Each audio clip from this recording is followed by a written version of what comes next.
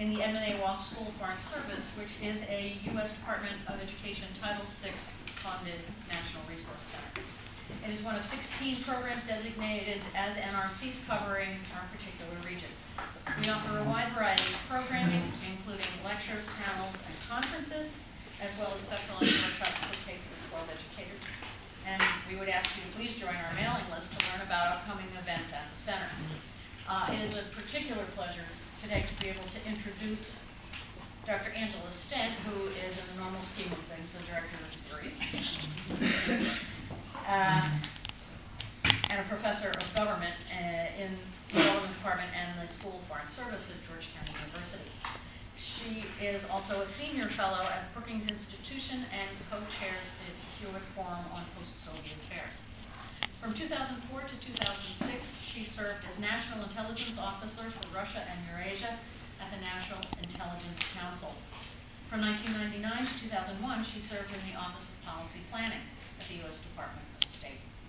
Dr. Stent's academic work focuses on the triangular political and economic relationship between the United States, Russia, and Europe. Her publications include Russia and Germany Reborn, Unification, the Soviet Collapse, and the New Europe, and also From Embargo to Ostpolitik, the Political Economy of West German-Soviet Relations, 1955 to 1980, Repairing U.S.-Russian Relations, A Long Road Ahead, Restoration and Revolution in Putin's Foreign Policy, An Energy Superpower, Russia and Europe, and Reluctant Europeans, 3 Centuries of Russian Ambivalence toward the West. Dr. Stent is a member of the World Economic Forum's Global Agenda Council on Europe and Central Asia, and a member of the EU-COM Advisory Panel to Admiral James Stavridis. She's been a consultant to the U.S. Congress's Office of Technology Assessment and is a member of the Council on Foreign Relations. She's on the editorial boards of the Journal of Cold War Studies, World Policy Journal, and Internationale Politik. She is on the International Advisory Board of Russia Profile and on the Board of Supporters of Civil Society. Please join me in welcoming Dr. Angela Stent. Thank you very much, Marcia, and thank you also for stepping in and running the center while I'm on leave this semester. In fact, you're doing it so well, you know. Well, it's great to see you all here. I think some of you have come to previous discussions of Valdai, so I'm going to talk about Valdai as the old-timer, and Dr. Jeffrey Mankoff will be talking about Valdai as a newcomer. This was his first Valdai, and it was my 8th Valdai. I'm sure that we have quite different perspectives. Anyway, it'll be interesting for you to judge how we experience this.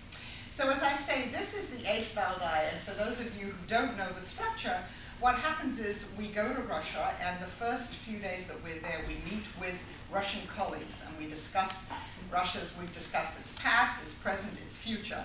And we always go to a location outside of Moscow. So in addition to having the benefit of discussions with our Russian colleagues, we've really seen Russia.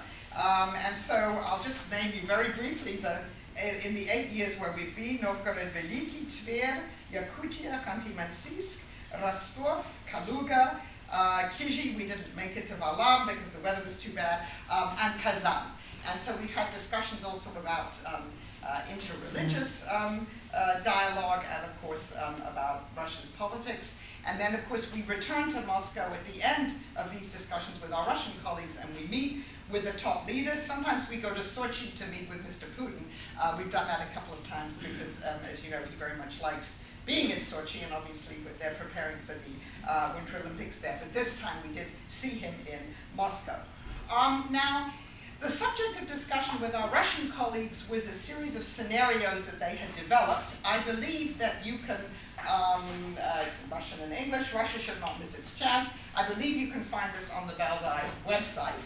And they just developed these scenarios, and we discussed them. And I would just say that at the end of our discussion in Kaluga, I think the majority of people voted for the scenario of inertia as the most likely outcome for the next few years in Russia. Again, this was something that the Russians themselves had developed, and then I guess we got to vote too. Now, let me say a couple of other words about Valdai. It's obviously an occasion for the Kremlin, for the Russian authorities, to present a positive view of Russia, to show outside experts Russia in all of its dimensions. And they do invite their American experts, European experts, mainly from old Europe, not too many from new Europe, Chinese, Japanese, and we've had in the past also Indian, Iranian. It varies from year to year, but so it's now international, experts on Russia.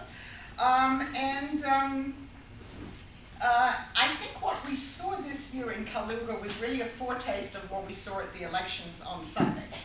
So I think that was what was very interesting. We had speakers in Kaluga who covered the whole waterfront. We started off with Mr. Prokhanov and Mr. Zatulin on the nationalist right. Now, I know when you talk about Russia, you use terms like right and left. It's different from the way we use them here or in Europe, but I'll just use that as a shorthand. And then on the kind of liberal democratic spectrum, we had Ryzhkov and we had Nemtsov. And then we had everything in between. So we really heard a very broad discussion with everything from people who were going to vote for United Russia, people who were going to vote for the communists, to people who were going to spoil their ballots and not vote for anyone. So we really heard everything there. And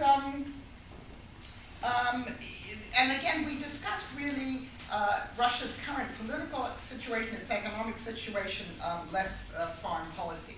Now, the impressions from Kaluga, again, were that the September 24th announcement by Putin and Medvedev, or Mr. Putin, that they were going to change places, that the tandem would switch places. I think that's raised serious questions for at least our Russian interlocutors, all of whom are experts, obviously, on different aspects of Russia, about what this means for the future. The way it was done, I think there was a feeling that this was not a way which indicated that, let's say, the political class treats the Russian population as having, full participants in their own political system. In other words, this was a decision that was handed down from above, where, the average person really had no insight into how it was made, or really any, influence on what was said. And I think that has really jarred people, and I think you can see that from reading public opinion polls and reading the blogs, if you read them in Russian, that this decision, I think, maybe backfired in a way that maybe the people at the top didn't think about before they made it on September the 24th. Another interesting point was that in our group discussions with our Russian colleagues, Mr. Medvedev's name was rarely mentioned. This was the second year where we were told he might meet with us, but he didn't, so we did not meet with him. Of course, we did meet with Mr. Putin. And so there were questions with our Russian colleagues about his future trajectory, and I would have thought that the showing of United Russia on Sunday would probably increase those questions. And really more of a question about, if you look forward into the future, what kind of an imprint will his 4 years as president have made on the Russian political system? And I think there was definitely a feeling among Russians who were there who I think did support very much Mr. Medvedev and understood that in the last 4 years, his being president has allowed greater room for discussion. That, he said all of the right things about fighting corruption, about modernizing the political system, about diversifying the economy, but very little of that was implemented. And I think we heard that very much from our Russian colleagues. So I think we'll have to wait and see what happens to him after next May, when Mr. Putin presumably is inaugurated as president. But there were certainly questions about that. And the other thing that was interesting is the informal discussions with our Russian colleagues about them, about their families, about their friends, and these conversations revealed that quite a large number of people were planning not to vote for United Russia, as happened on Sunday. People said they'd vote for the communists or just Russia as a protest vote. Some of them obviously weren't going to vote at all. But more people, I think, again, this is anecdotal, whom one talked to, it wasn't a formal discussion, said that they were going to vote for those two parties as a way of showing, protesting the way United Russia had handled all of this, and I think we saw this on Sunday. Now, I think the question that wasn't answered when we met with Mr. Putin, and I'm going to come back to that, was what's going to happen in the next 6 years? What's the program? What is the program that Mr. Putin and his colleagues will have once he is back as president? So I'll table that and come back to it, and I know that Jeff will have a lot to say about that. We did meet meet in Moscow with the four main party leaders. Again, I think Jeff's going to talk more about it. I will just say Mr. Mironov was by far the most impressive person whom we met with, the most sympathetic. He seemed to have a real program. It's a social democratic program, and it made a lot of sense to people, particularly suffering from all the effects of the global economic crisis, which have hit Russia less than they've hit other countries, but still, they've obviously hit Russia. We had Mr. Zyuganov telling us that the Communist Party is the party of young people in the future. And he did bring one of his assistants with him, a young man, so we listened to that. What can I say about Mr. Zhirinovsky? I would just say that he performed his role as a race baiter with aplomb. I'm not going to say anything else. And then we had Mr. Gryzlov, who, of course, talked about United Russia's program, and also assured us that no administrative measures would be used in the elections on Sunday. And some of our Russian colleagues, before we met with the party leaders, said, you know, most of these parties are museum parties, their phrase, not mine. And one did come away from that wondering whether maybe it's time for a renewal of some of these parties, maybe some new parties. The party structure maybe is going to change. All right, let me say a few words now about the meeting with Mr. Putin. We were taken to a very elegant equestrian club, which is up the Rubliovskaya-Uspensky Chaussee, called Novy Viek, sorry, not Novy Viek. And we were shown some beautiful horses, including a black horse that was apparently Mr. Medvedev's horse. Now, the restaurant at which we ate was called Le Cheval Blanc, the white horse. And we did see a white horse, but it wasn't clear to me whether that was Mr. Putin's horse or not. I don't know whether you, the man on the white horse, I don't know whether you ever knew of that. Anyway, but it was a very beautiful, very, very beautiful compound, a beautiful club, and a beautiful restaurant. Now, if you want to look at the transcript of the meeting, the first few questions are on the Prime Minister's website, which was maybe the first 15 minutes of our discussion, and then the rest of it is not on the website. They used to publish all of it. I don't know why they don't do that anymore, but they don't. They didn't do it last year either. So we began with Professor Timothy Colton from Harvard, sort of talking to Mr. Putin about the discussions we had in Kaluga, and saying that there was certainly concern about the direction in which Russia was headed. We see Europe in crisis.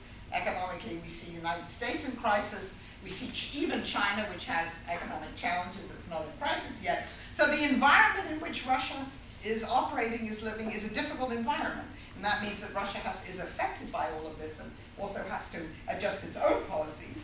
And so he did raise these questions about where, what the program would be in the future. Now, Mr. Putin responded, as he has, I think, before, but certainly very emphatically this time, that when he came into power in 1999, Russia was on the brink of collapse, that it was in the middle of a civil war, and that he, Mr. Putin, has managed to stabilize Russia, to make it a prosperous country, to give it security, and that is his major contribution, and that he's going to continue that. And therefore, there will be change, he said, but it will be slow, and it will be such change that will not somehow disturb or threaten the stability in Russia. That was a major point.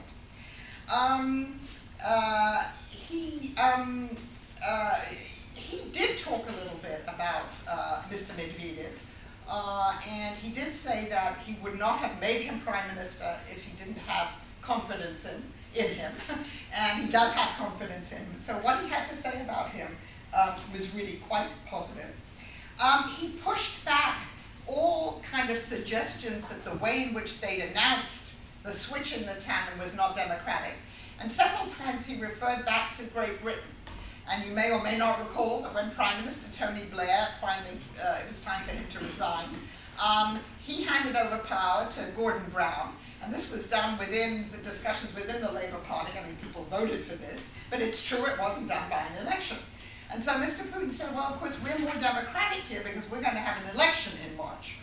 And then one of our British colleagues pointed out to him that, well, Britain had had a parliamentary democracy, a well-functioning parliamentary democracy for a few hundred years, and therefore what Mr. Blair did was not exactly undemocratic, but anyway, that I think, he made the point, but I don't think it was very well received. We didn't get a sense from him on what the future program would be, again, domestically.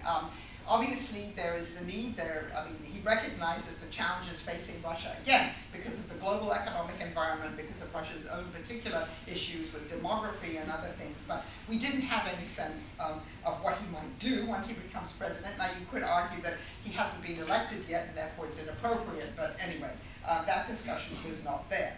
Let me say a few words now about foreign policy, and then I will turn it over to Jeff.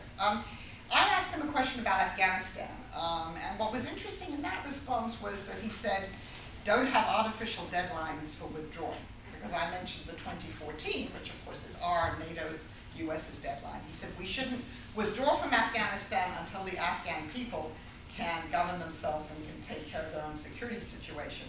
So that's interesting. That's a change from what was said in past years.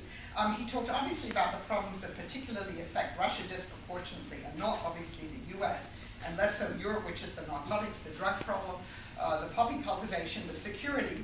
And there he was somewhat more positive. He said we can work together with NATO, with the United States. There are projects that we're already doing, counterterrorism, counter-narcotics, and you need to stay there until you're ready to leave. He was asked a couple of questions on Iran, but I think the way the questions were asked, they were embedded in other things. So unfortunately, we didn't really have a discussion of the Iranian situation with him. On Syria, he was quite firm, and again, you've heard that from all the Russian officials. There should be no, we should give President Assad a chance to work in a dialogue with the opposition. There should be no sanctions, and he warned about intervention. He warned about don't do another Iraq. He said, yes, there have been some problems there, but very critical of any attempts to intervene there. He was very, very critical about Libya, as he has been before in public, criticizing NATO for overstepping the mandate it had from the United Nations, for what had happened there, for the way that Gaddafi was killed, all of those things. And in general, he was very kind of critical about the Arab, they don't use the word, in Russia the word Arab Spring isn't really used very much. It's a term, of course, we've used, Europeans have used, but in general, pointing out that what's coming in many of these countries, and you can see that in Libya, is, Islamic parties, it's Sharia law, so very critical, really, about all of that, warning us. The foreign policy question on which he got the most animated was the missile defense question, and again, what he said foreshadowed what we then heard from Mr. Medvedev just before the elections here. He went back to the discussion of Mr. Rogozin going to the Senate a few months ago, I think in the spring or early summer, and being told apparently by Republican senators that missile defense is in fact directed against Russia, not against Iran. He repeated that several times.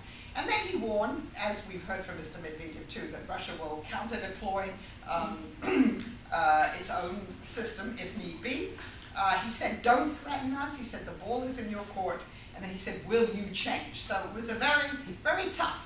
But interestingly, there was a coda at the end where he said, but of course, maybe we could cooperate with NATO on missile defense. And the analogy he used was the 1940s. And he went back to Los Alamos and the Manhattan Project. And he even mentioned the name of the Rosenbergs, right?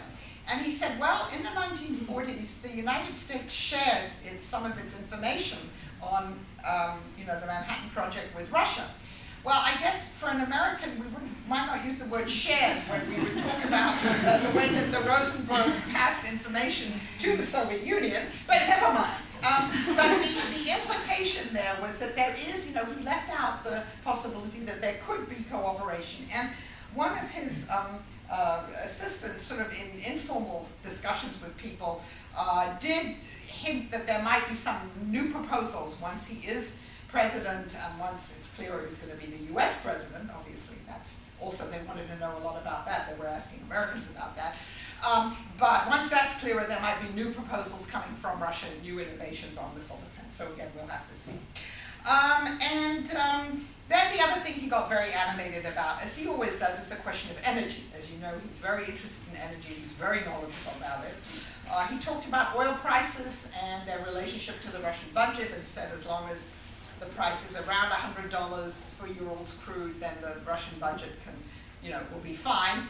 There wasn't much of a discussion about what would happen if it fell. And then the other thing that he got even more animated about was shale gas. And he became a very animated and passionate defender of the environment.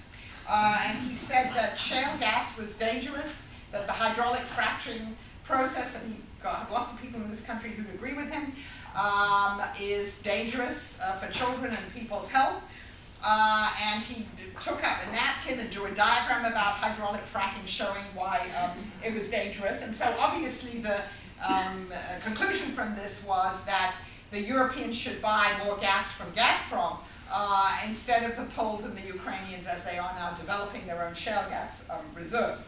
And then he was very critical of Europe's third energy package legislation and how it's affecting Gazprom. But that's an ongoing discussion. It also has to do with WTO, and we didn't get into that too much. All right, there's a lot more that was discussed, and Jeff is going to discuss it with you. So let me just give you finally what my final impressions, again, borne out by the Duma elections are. I think that between now and March, Putin's going to have to persuade the Russian electorate, maybe more than he realized that he would have to do, that he's responsive to their concerns.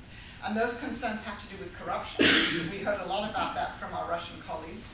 And with the relative lack of opportunities for advancement for young professionals, for the middle class, in an environment where they think there's a rather closed system there, where there are certain groups of people, them and their children, are advancing in the system, but where it's harder for someone who is ambitious and is capable to advance in that system. And as you know, the emigration figures from Russia in the past couple of years really bear that out. So I think he is going to have to somehow, persuade the electorate that he is cognizant of their concerns and that he'll do something to deal with them. Mr. Peskov has said, his press secretary, that there will be a manifesto that's released in January, so we'll see that. And we did, there was a discussion in Paluga about will there be Putin 2.0, will there be, in fact, new things that will happen, will there be a new program? Again, I think we would come away agnostic about that given the discussions we had, but the final point is that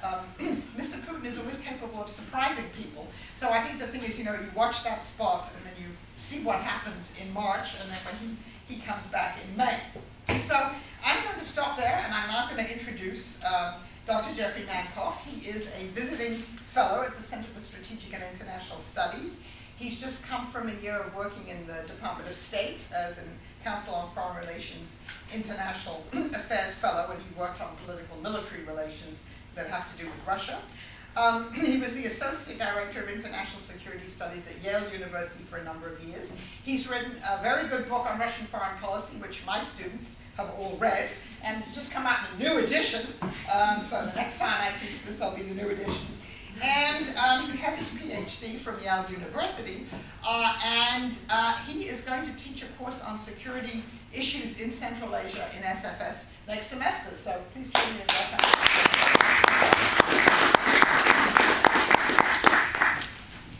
Thank you for the introduction, and thanks to all of you for coming out and listening to us. I hope you drink the coffee and eat the cookies.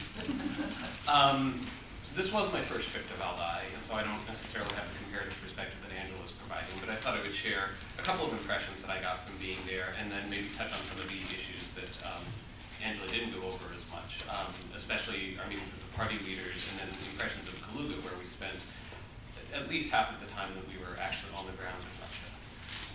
If you haven't done so, I would urge you to take a look at the report that held up, that was produced by the Russian working group, and it should be available on. Is it on the website? I think it's on the website, yeah, on the Valdai Club Russian.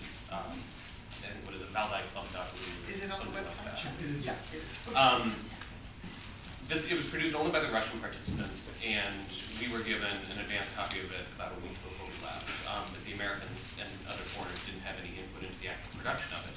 And I point that out because during the presentations and then in discussions with a lot of the foreign experts after, the discussion sections I think there was a lot of grumbling about what was actually in the report and how reflective it was of the actual situation in Russia. So if you go through the report, it contains a number of different scenarios for future political development in Russia.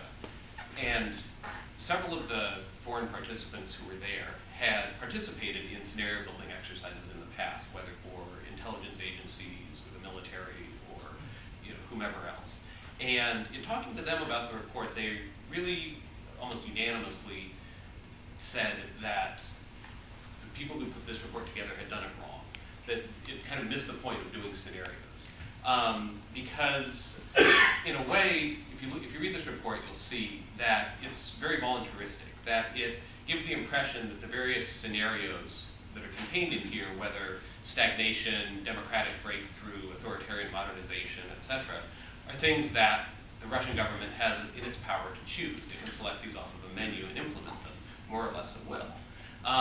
But it gives very little credence to processes outside the control of the government. And I think if you look at what's happened in the elections over the weekend, you see a similar mindset at work. There's a sort of assumption that we, the authorities, can manage this process. We can come up with whatever the solutions are, and we can implement them without regard to what wider public preferences are or to underlying social and economic forces. And in doing that, I think the report is kind of reflective of a particular mindset within the Russian elite. The other thing about the report that I think is interesting is the way that it talks about the scenario that they term in their democratic breakthrough.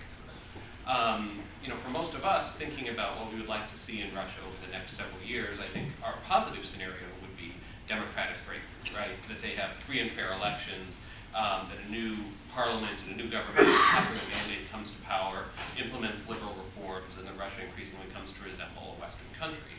But the way that they characterize democracy in the report, I think, is also very reflective of how, let's say, a certain element within the Russian elite thinks about it. The associations of the term democracy in Russia are usually with what happened in the 1990s, because that is presented as Russia's democratic breakthrough. But of course, the associations that most Russians have with what happened in the 1990s are not very positive. This was an era of political and economic collapse. It was an era of profound personal insecurity. And it was an era that a lot of people, for understandable reasons, don't want to repeat. And so in this report, when they talk about the democratic breakthrough scenario, it's presented more as a kind of return to instability, a return of uncertainty, possibly with very illiberal forces, whether nationalists or whomever else, actually taking advantage of the breakdown of political order to come to power. And so there's a sense that democratic breakthrough is maybe not what Russia needs, that actually it would be better if it could pursue something like the authoritarian modernization scenario that a country like, say, South Korea or Singapore has pursued in the past. Again, this is not necessarily reflective of the view of the political class in Russia writ large. It's a certain subset of that class, but I think it's telling, nonetheless, that this is the way that the future of the country is presented. I wanted to say a couple of words also about Kaluga, which is where we spent about half the time that we were there. And actually, I can't say that much about Kaluga because we actually didn't go to Kaluga itself, except for a very brief tour when we went to have dinner with the governor of the region. Instead, we were actually staying in a hotel in the Kaluga region about 10, 15 miles outside the city that was next to a Volkswagen factory. And that was actually the purpose of our going to Kaluga. Angela mentioned that previous Valdais had gone to places like Khanty-Mansiysk or Yakutsk or some of the more far-flung regions of the Russian Federation. And, for me, this being the first time I've gone to this event, I feel like I sort of missed out on something. Sitting on a bus for 2.5 hours and driving down to the outskirts of Kaluga next to a factory. But it's because of the factories that we were there.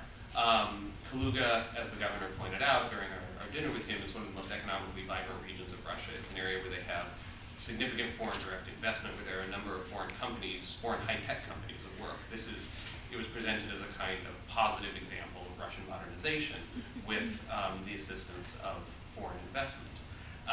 And so the group was divided up, and different members of the group went to different factories over the course of the couple of days that we were in Kaluga. I went to a Volvo factory, and then to a factory where they produced, they had a very high-tech laser process for producing packing materials. And what was interesting about these factories as well is a couple of things. One, I mean, the level of technology in both of them was very high, and they emphasized that this was cutting-edge technology. The Volvo factory, we asked, and it was producing cars solely for the Russian and CIS markets. The vast majority for Russia, a small number, they said, also to Ukraine and some of the other CIS countries, so not for export elsewhere, but they're trying to fill that niche within the CIS. Secondly, the emphasis on foreign investment. All of the factories that we were taken to see were either foreign companies or they were Russian companies that had benefited from significant foreign investment. And if you think about the obstacles to Russian modernization, I think in a sense this is one of the problems. There's a limited amount of foreign investment. There's a limited amount of foreign investment that can be attracted to Russia. And you can't build an entire economy on having people from other countries invest money to build factories, certainly not in a country the size of Russia. And that gets to the problem of capital flight within Russia. There is plenty of capital within Russia. There are plenty of Russian entrepreneurs, millionaires, billionaires, as we all know.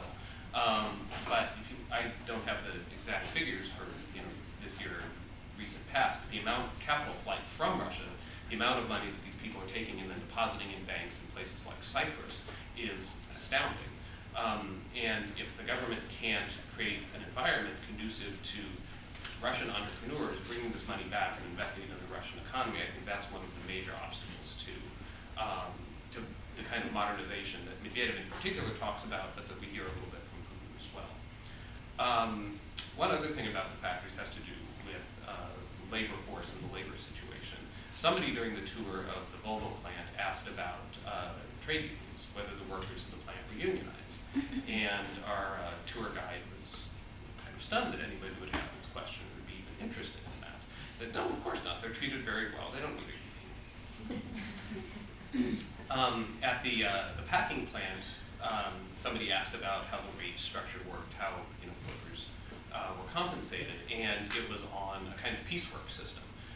They got paid by the unit of packing that they produced. So the more they produced, the more they got paid. And they had a baseline level, and if workers fell below that, they said, what happens? We don't need them. We get rid of them. So it's a very competitive, almost kind of cutthroat process.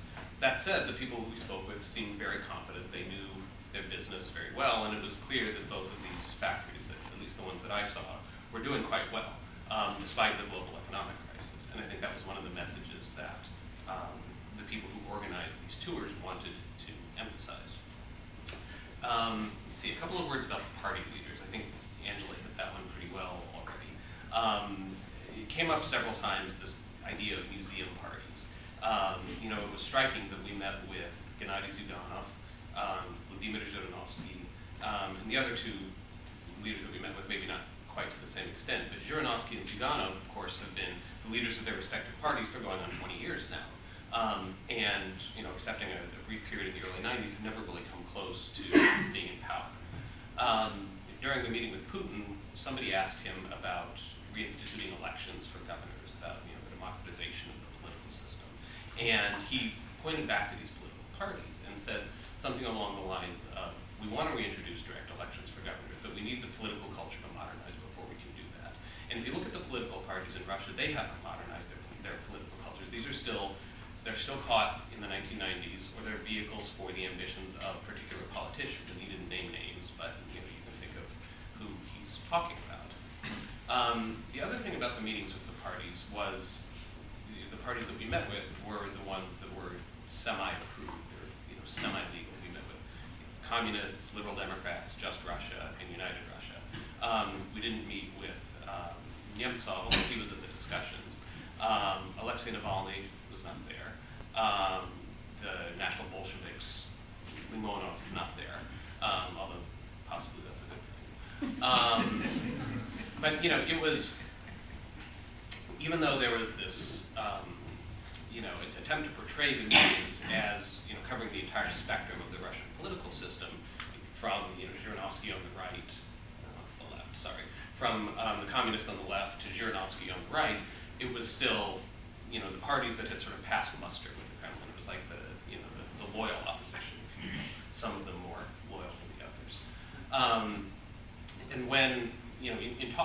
political figures, you got a sense that they kind of knew what the role that they were supposed to play was.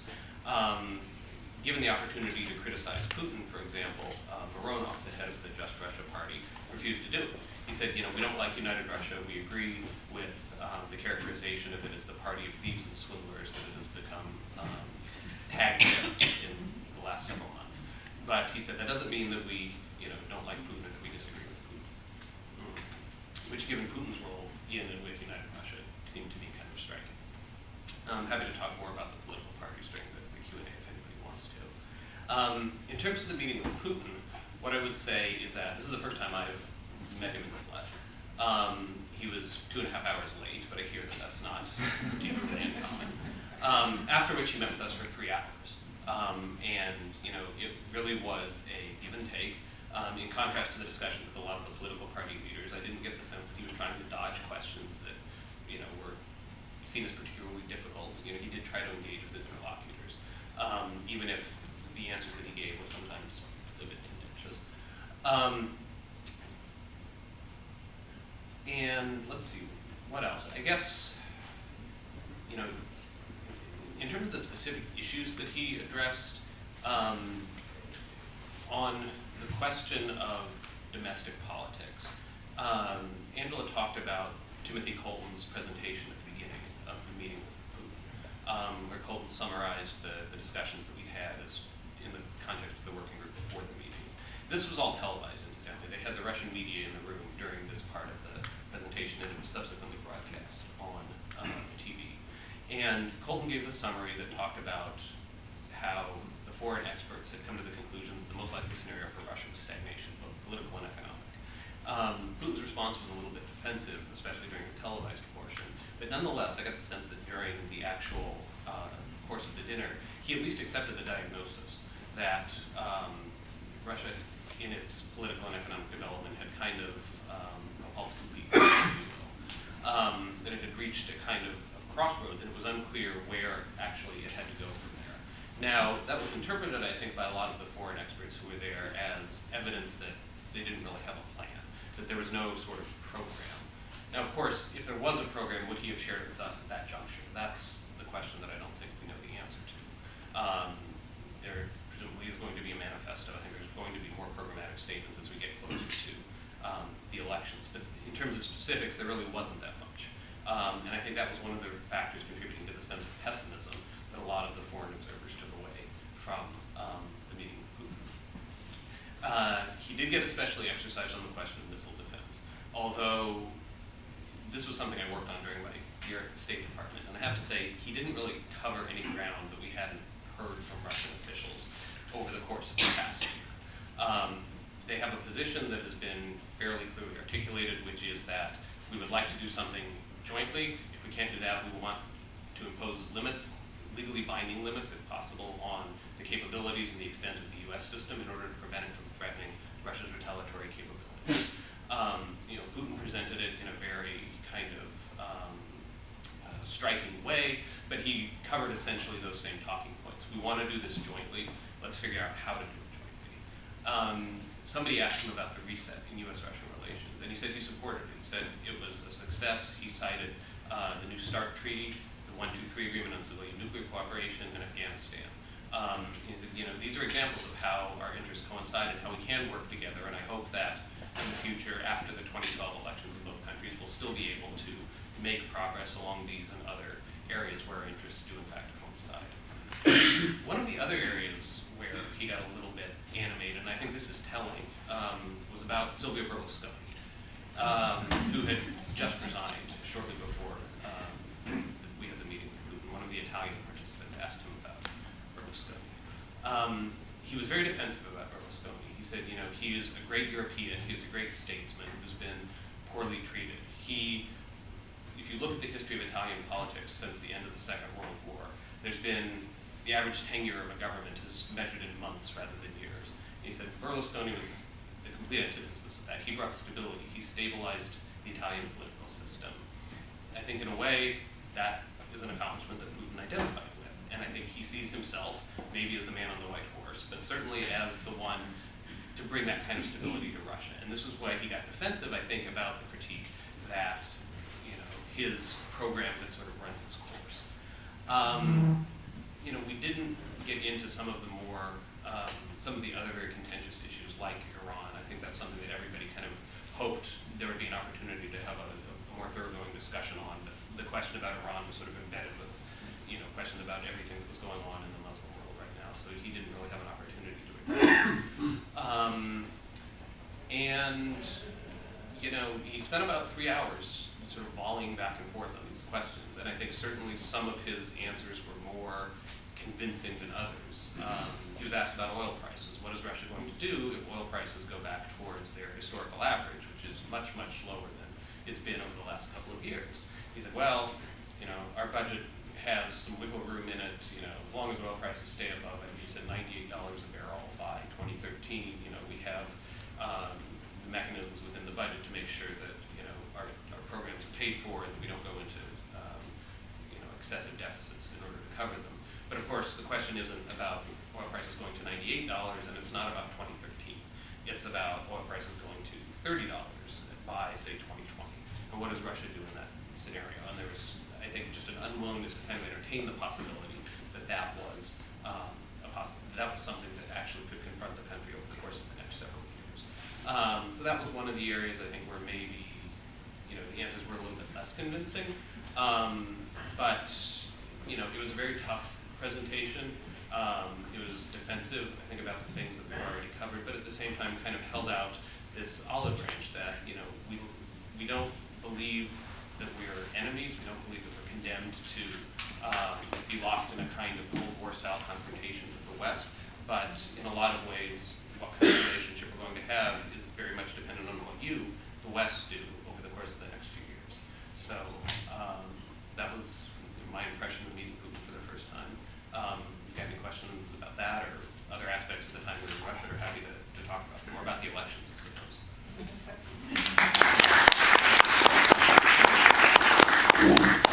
Okay, please, we welcome questions. Just if you could identify yourself and then say whom you would like to answer this, or both of us, would be good.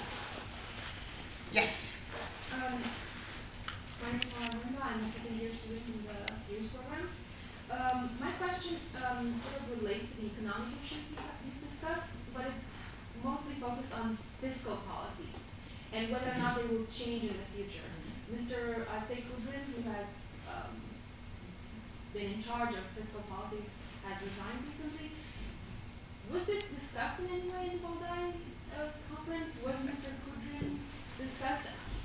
Does Mr. Putin envision possible changes in fiscal policy in Russia? Well, I'll start it. I mean, we didn't discuss that explicitly with Putin. With our Russian colleagues, obviously, it did come up, and we had various presentations from different Russian economists. I mean, I think the feeling, as we can see now, and I'm sure it's going to intensify before the March elections, is pouring lots of money into the system. I mean, I'm sure if I were Mr. Putin, and given what happened on Sunday, you know, you want to do more social spending. What happens after that, I think, isn't clear. I mean, he said, Mr. Putin, that Mr. Medvedev, assuming he's prime minister, would have some new faces. But I don't recall, do you recall any discussion of fiscal issues? It didn't come up during the meeting with Putin. One of the things I heard several of the foreign experts talk about was the idea that, you know, Medvedev could be a kind of kamikaze prime minister, in the sense that, you know, he has to implement some of these tough fiscal reforms that are going to be unpopular, and that, in a way, kind of becomes the scapegoat for the government's unpopularity results. Now, you know, given the dynamic of the conflict between Medvedev and Kudrin, whether that's realistic, I don't know. That was a scenario that was thrown out there. Yeah, and I think some, you know, people entertained the possibility that Mr. Kudrin could eventually come back, maybe as prime minister, but that was all very vague. I mean, his future was something that people talked about informally, but we really didn't talk about it in any session. Eric Scott, I'm a postdoc here at Ceres, Caucasus and Central Asian Affairs. A question for whomever would like to answer it. I'm wondering if there was any discussion of this proposed Eurasian Union at the event, and based upon your time there, do you think that this is going to become something that's actually going to matter, or something that will just kind of limp on as an idea like this Belarus-Russia union there? And related to that, the immigration question. If Russia's economy continues to grow, there's presumably going to be a labor shortage. Was there discussion within the Eurasian Union or otherwise of changing immigration policies? Okay. The Eurasian Union question did come up, including in the meetings with him. He talked about the parallel with the EU. The coal and steel community sort of laying the foundation for deeper political integration, and I think portrayed the Eurasian Union as being very much in the same vein. During the discussion among the experts, one of the questions that came up was, well, how voluntary of an organization is this really going to be? A country like Kyrgyzstan or Tajikistan may not really be in a position to resist if Russia says, you're going to join this organization. And if a country like Ukraine says it doesn't want to join, then what happens? And I think those were questions that a lot of people had. I'm not sure that there were really any clear answers about them. My sense is that there have been so many of these kind of integration projects in the post-Soviet space that adding another one to the list is probably you sort of get diminishing marginal returns. There are areas I think where deepening integration, especially in economic issues, could be beneficial for countries, for Russia as well as some of its neighbors. But I just don't think that there's much of an appetite among the political elites in many of the neighboring states for deeper political integration. What was the other? Immigration. Oh, immigration. Yeah, that really didn't come up, except with Zhirinovsky. You can imagine what he said. Zhirinovsky, definitely. I would just add, did you want to say anything? I mean, the big question, which Putin himself referred to and others in the discussions, is would Ukraine join this? And if Ukraine doesn't join a Eurasian Economic Union, then that really would water down its effectiveness. But certainly we heard from Putin the idea that this, as Jeff said, it's the equivalent of the common market as it then was, and then this is a way that we will interact with the European Union, and then for countries that don't join WTO, this can somehow be a moderating, force between them. But but I think he was really the only person who talked about that. Yeah, he got several questions about it. Three people asked him. Yeah. My name is Greg Nguyen, I'm a sophomore in the School of Foreign Service. Was there any discussion at the conference about the Nord Stream pipeline as what has for Russian geopolitics? I don't think we discussed Nord Stream in no. I mean, he's discussed it in the past, Putin. I mean, in 2006, the subject was energy. And we certainly, I think, was discussed then, but it didn't come up this time. I mean, it really was only, these things came up in the broader context of how, the most important thing was to continue importing natural gas, from Gazprom. Now, there was the implication, although we never really talked about it. I mean, Germany is now, said it's going to not use nuclear power anymore, shut down all the nuclear power plants. Where's Germany going to get the rest of its energy from? But we didn't, I mean, really, I think the only time he mentioned Schroeder was when he was talking about Berlusconi. And he said that, Gerhard Schroeder said, I mean, the problem with Berlusconi is that he's not really a good politician. He's a very smart and talented man. But I think he said, what was it? You will speak проблемы женское направление. Yeah, that was a very nice way, yes. Do you want to translate that? Oh, yeah, for the he has problems in the female area. Right. But the Nord Stream didn't come up. And we really didn't discuss energy very much at all with the Russian colleagues either. Yes. My name is Susan Fraser. I'm a first-year student at Ceres, and it sounds like modernization was a big theme at this event. I was just wondering if Putin directly addressed it at all and what he said about it, and if you could sense any direction that he might be going in. Did you hear the sense? Yeah, I mean, it came up in the discussion when he was asked about Medvedev.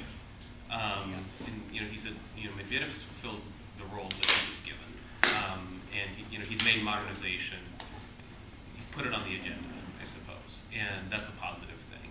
And we want to go forward with modernization. But in terms of what that meant, or Skolkova, none of that really came up. And last year, we in our discussion with the Russians when we were on the boat going to Kiji and not Valam because of the weather, we would discuss, I mean, it was very interesting. I thought the discussion with Russians last year was actually more interesting than it was this year, because we talked about Russian history. We had some very great Russian historians there, and also Western historians of Russia. And I think there the consensus among the Russians was, you know, on a more sort of, on a broader and historical level, that Russia couldn't modernize properly unless it, you know, emancipated itself from some of these historical patterns of governance or lack of governance than it's had. But that was on a different level of what we were talking about now. I mean, let me just say on the Kaluga part, by the way, when you're more of a veteran of Valdai, you realize some of us did sneak out and see Kaluga. Even though it wasn't on the program, we got in a taxi and went in, and actually it's very nice. They've restored it. The churches look beautiful. But what was interesting is I went to the Volkswagen factory. I didn't go to the Volvo factory. And that had very strict, it was very funny, we were given very strict instructions about what we could and couldn't do, very Germanic, I must say. But we did walk around, but what was interesting, the Volkswagen factory, and it was probably the same in the Volvo, nothing is produced there, right? They import it and then they assemble it. So what these factories do in Kaluga is a region where they have a lot of foreign investment, is that they assemble things, but they don't actually produce them there. So that